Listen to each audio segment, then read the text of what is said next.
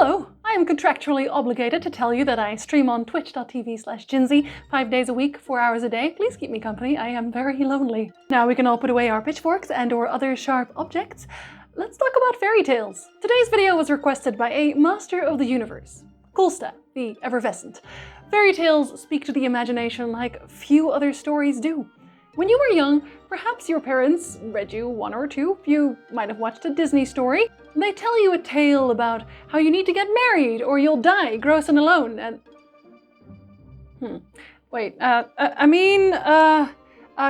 if your horse gets killed, you must then swindle those around you out of their money and then kill the man who took your horse. Hold on. Marrying above your station gets others killed. No, wait. Women are property and only worth as much as the husband they're sold to. Oh, Lord.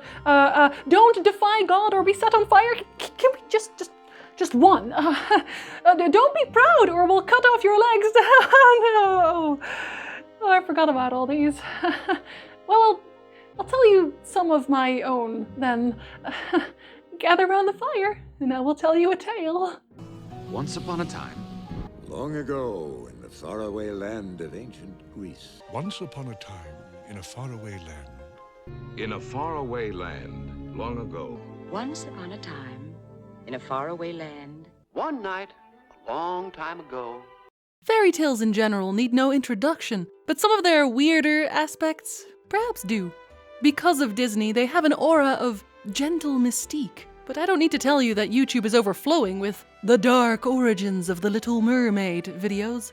And yes, the original stories are a little more on the nose than others. The Sleeping Beauty version by Giambattista Basile, who wrote a lot of the more horrid versions, has a king find Talia, Sleeping Beauty, sleeping, after which, and I quote, he lifted her in his arms and carried her to a bed, where he gathered the first fruits of love. Yes, it's exactly what it sounds like. And Basile certainly makes it sound less horrible than it is. And she wasn't awoken by a kiss, but by the child she conceived sucking the splinter that put her to sleep out of her finger. Even better, when the king comes back and tells her what he did, she's super happy about it. He's also cheating on his wife, who then plots to kill Talia's children so the king could eat them. That cannibalism fails, fortunately, so she tries to burn Talia to death, but is too slow about it, so the king comes back and burns her instead, and they lived happily ever after. That's probably the most gruesome version of all the fairy tales, in all honesty. But because I delight in telling weird tales, I am going to tell you another one. Cinderella. Specifically because this is the story that's been adapted the most, and quite frankly, everyone I hear talk about it references the Grimm story as the original story, and they don't even really talk about the original Grimm story. Yeah, we'll get back to that. At best, they get as far as the Pentamarron. But now, let me tell you of the oldest version of Cinderella I could personally find. You're welcome to correct me, of course. The oldest Cinderella I could find came from Aesop's Fables, written originally in ancient Greek. Yeah, it's that old. Aesop's Fables are some of the oldest fairy tale collections in the world, and it includes stories ranging from half a page long to half a book. The Cinderella story is not called Cinderella, but well, I'm not really allowed to say it out loud on YouTube, so I'll mouth it for you and then I'll think of some synonyms, I suppose.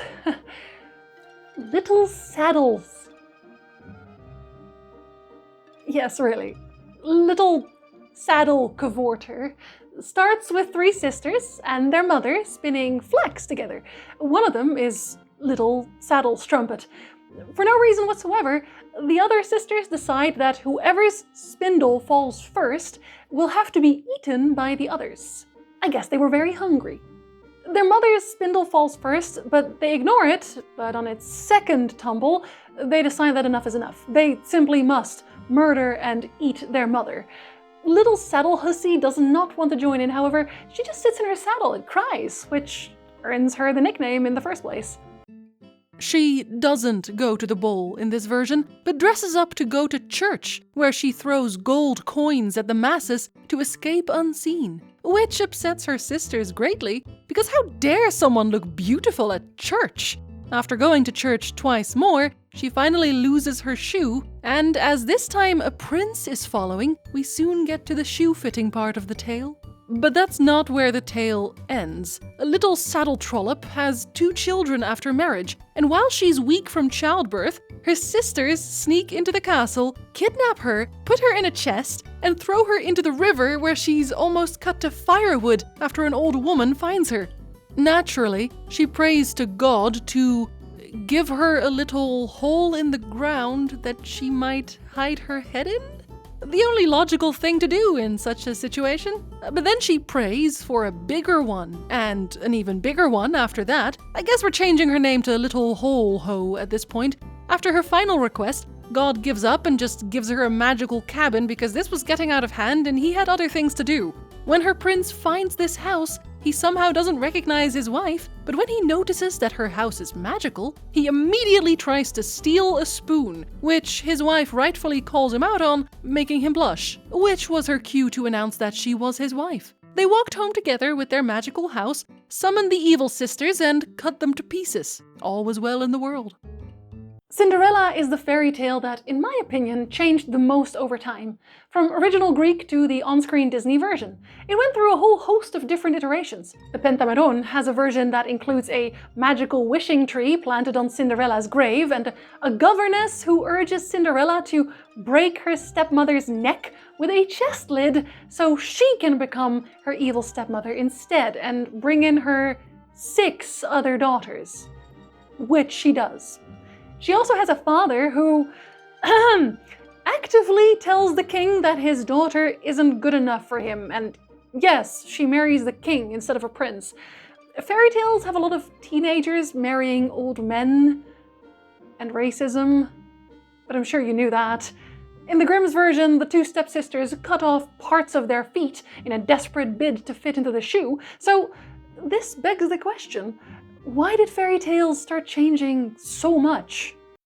Well, fairy tales in essence are already the weirdest game of telephone in the world. Initially, they were all folk tales, never written down, but only ever retold at campfires, generally by peasants, soldiers, or farmers. This is how the Grimm Brothers and many others gathered their stories. These stories were not necessarily created for children. They had morals and lessons at times, certainly, but they were violent at the best of times. Tales of punishing the unjust, greed, and worse. The Grimms tried to keep them as closely to the originals as possible at the start, adamant that their stories were simply not for children.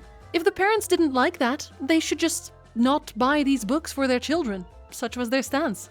Their 1812 original edition, therefore, was very raw, with bloody stories that were quick and to the point. But their 1857 version was nothing like that. They were more Puritan, more Christian. A lot of stories were cut, and even more changed wildly. Stories like how some children played at slaughtering, where a brother stabs his other brother to death, causing his mother to stab the first boy to death in a rage, forgetting her baby in the bath who drowns, eventually hanging herself, after which the husband comes home and dies of sorrow, were cut. Why? Look at these interesting folk tales we've gathered. Oh, those are nice. Let's try to sell them. A few moments later. Okay, they don't sell. Well, why don't they sell? Well, let me read some reviews. Showed my children the illustrations to Good Bowling and Card Playing, and they kept crying about the dismembered cat. Can't recommend. Read The Hand with the Knife to my daughter. She threw up when I got to the part where they cut off a hand. Can't recommend. Got a little sad myself while reading Death and the Goose Boy, and ended up having to explain to my children what the act of committing No Longer Alive was, and why it was actually bad and not good. Can't recommend. Shall I go on? No, that's quite all right. Remove the references to death, dismemberment, and other harmful acts, then. That'd be grand. Every time I try to do something that's a little bit out of the room. Oh, and remove some of the stories that reflect poorly on our actual real-life king. It's making him sad that you keep calling out his shenanigans. Fuck the king. Excuse me? For sure, king. That's what I thought. Money. Bloody tales simply didn't sell nearly as well as child-friendly versions. That shouldn't surprise anyone. Children drive the economy in a lot of ways, even today. I don't really go to the theater much, not at all right now, obviously. But if I had kids, I'm sure I would, often enough, for their sake. That very much applied to books back then too. Even if adults did enjoy the tales on their own, it was a case of catching the biggest possible audience. When you read the various versions of fables right now, you'll eventually notice that Disney always picked the most child-friendly version to adapt to begin with. They could have simply picked a story arc to change on their own, but no. They used Charles Perrault's Cinderella, the one that adds the pumpkin and the fairy godmother.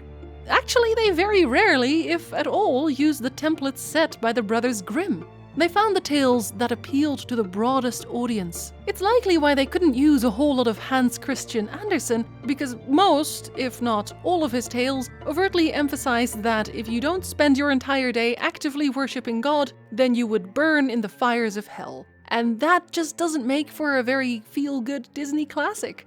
I could fill a whole video with the various fables of Mr. Andersen and how messed up they are, but I shan't today. Although, at least he wrote a lot of his own stories instead of taking inspiration from others. Writing our own stories. Yes. Do we still do that? Do we still write our own versions of Cinderella in the age-old tradition of making it softer? Well, yes. Obviously we do. There's the Disney movies, and those are in essence similar rewrites to all those that have gone before. But how often can you really...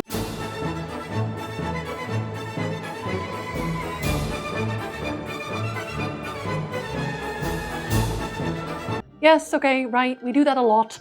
But what about originals? Is this our limit? Do we have no more original classics in our collective creative minds? It does seem like at some point there are just too many rewrites, too many reimaginings. And so the brothers turned into 7 doves who went on... Sorry, yes, so I hate to interrupt, but there's 12 now and they're ravens? Yes, well, okay then. And so the brothers turned into 12 ravens. Sorry, I'm so sorry. There's 11 actually, and they're swans. So sorry. Right. And so the brothers went on to turn into 11 swans. I am so sorry, truly, I am. It's about 12 again, but they're ducks.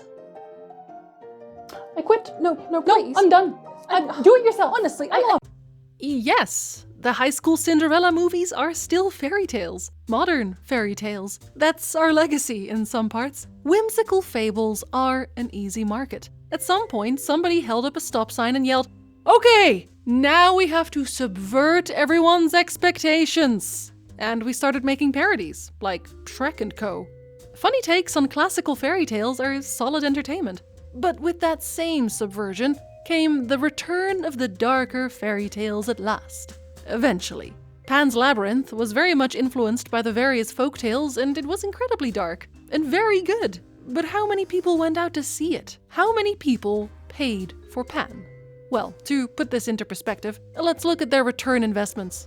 Pan's Labyrinth, a movie we can all agree is a masterpiece, made a profit of 65 million. Shrek made over 420 million. And then they made 3 more movies, where they only had to think of a new plot for their existing world and characters. They made a new movie every 3 years, and they just kept printing money. The entire Shrek franchise made nearly $2.5 billion. Shrek is green because he's made of cartoon dollar bills. All right, what do you got? Well, sir, I have this gripping tale about a fairy tale princess lost in the throes of sorrow, and she battles visual representations of her own grief to overcome her depression. It'll cost about 20 million. Okay. Sounds terribly... terrible. What else you got? Well, I have an ogre who farts a lot. Costs about 20 million. Excellent. Do it. What? Do it. Give me the farting ogre. Kids love farting ogres. I hate my job. Yes, we do still write our own fairy tales, and they're about green ogres. Lighthearted stuff will almost always sell over dark, broody, and extremely bloody ventures. The people in charge of budgets know this. It's why our most obvious modern-day fairy tales, the comic book heroes, still add lighthearted moments in their movies. The Avengers Endgame made nearly $3 billion, and it's PG-13. I feel that if they'd added in more gruesome scenes, that would have done the story a disservice, but likely the bottom line as well. That doesn't mean it won't work for any story, of course it will. The Dark Knight still made over $1 billion and... No, wait. No, that one's PG-13 too. But hey, Watchmen was rated R, and it made about $65 million. Only a year after The Dark Knight. You'd think it'd be more similar, huh? I'm joking, of course. Kinda. Now, the darker fairy tales still exist, they just aren't found in any kind of fairy tale type story. They're actually horror stories now. Back then, there wasn't really any sort of classification for a lot of these stories. Aesop's fables were fables of all kinds. Horror, deities, whimsical rhymes, you name it. But now that there are so many stories to pick from, we gave it more than one name. And those can certainly be successful in their own right. Found footage films are intensely cheap to make, and so almost always make a solid profit. Shows like Are You Afraid of the Dark? Or Goosebumps still cater to children, but could get very dark in some episodes. In writing, we have creepypasta, our very own folk tales of the internet. We haven't stopped creating dark fairy tales at all, we just renamed them. Dark fairy tale adaptations very rarely work, if I'm honest, so I'm glad they don't happen often anymore. We had a weird period in time where suddenly we had to make 1 million of those. Every so often, someone will find the Pentamerone again and scream, "Oh, these are so violent! We should make a movie out of it!" And then they make Tale of Tales, which bombs spectacularly at the box office, even though it's not terrible. And then we all go back to making lighthearted films about a princess who just wants love. And I like those movies. I like Happily Ever Afters, and I like it when the good guys win and the bad guys lose. At least when I'm watching movies like that. The older fairy tales, the gruesome ones, generally had a meaning beyond, look how gruesome this is. They needed an outlet to talk about their grievances, but they couldn't do so without getting dragged off to the gallows in most cases. It's why the Grimm brothers were urged to cut certain stories from their original set, because they very directly and obviously criticize the way they were governed. A grimdark version of Red Riding Hood doesn't even touch on that, and in fact forgets the soul of the material in the first place. Whereas stories like Pan's Labyrinth, yes, I will keep bringing it up, it's a very good movie, do. They speak directly to the struggles of those on the lower echelons of life, those who feel oppressed or lost. They mean something. So, if you're going to write something darker and fairy tale inspired, the first step I hope you'll take is to understand why the original story was written and what that story should express. If you're looking for something lighter than Pan's Labyrinth, but would still like to hear some things close to very direct modern-day fables, might I suggest The Twilight Zone? The older ones, specifically. While I do think the newest version is worth a watch, it certainly lacks some episodes that bring levity, I won't lie. Although, if you'd like to hear me talk about the Twilight Zone in general, I do have a video about that as well. Thank you for listening to my story. Until another tale finds us. Once upon a time, there lived a lad named Wall. His stepmother, not the evil sort, was Koudelka the kind. They had very little, but it was more than enough. Enough for bandits to take interest at all. "Hello, kind woman," one thief would say. "Might I enter your humble abode for a stay?" But Koudelka wasn't a fool and quickly sent Wall away to find one of their neighbors, Robertson, who swiftly returned with an axe. As the thief and Robertson disappeared over the hill, the thief screaming loudly, Robertson laughing in equal measure, another thief snooped to the door.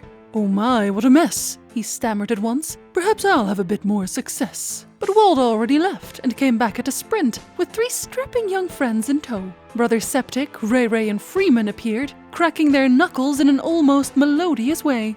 "What a day," Septic grinned. "What a day to find you," Ray smiled. "What a day to find you a reason to run," Freeman laughed. And so off did they run as a 3rd thief appeared.